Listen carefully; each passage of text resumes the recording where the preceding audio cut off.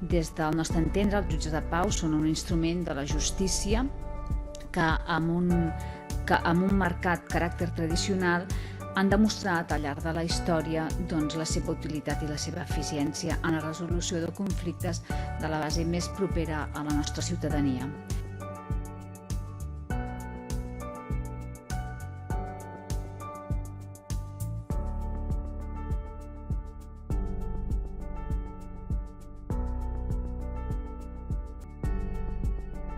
Nosaltres hi serem, no pot ser d'altra manera, perquè sempre hi som i s'hi ha de ser.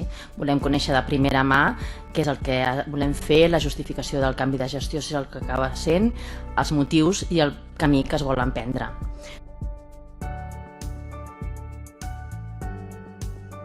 Però dit això, volem avançar que tenim una sèrie de dubtes i d'incerteses. No sempre la municipalització ha de ser l'única solució, o si més no, ens creiem que falta interlocució amb més agents.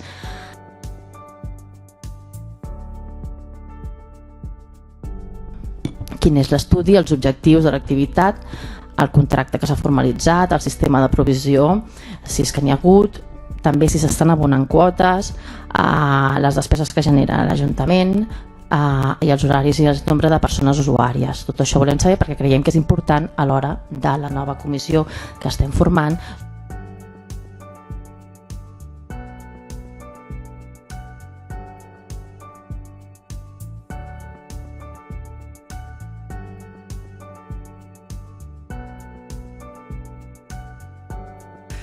Jo tinc dos pregs. El primer d'ells és un tema de neteja. En concret, el tema dels vestidors que hi ha de la pista anexa.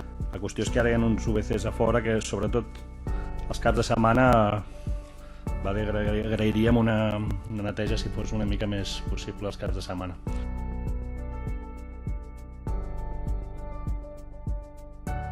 Respecte a la pista provisional, el que fa referència al vestidor aquest que es va col·locar.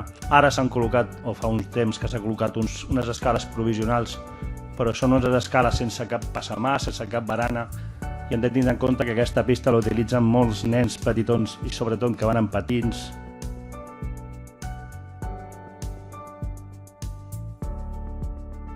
Les gàbies que hem licitat per les bicicletes que hi ha als ferrocarrils, almenys aquestes, no hi ha bicicletes perquè no estan operatives o perquè no hi ha bicicletes?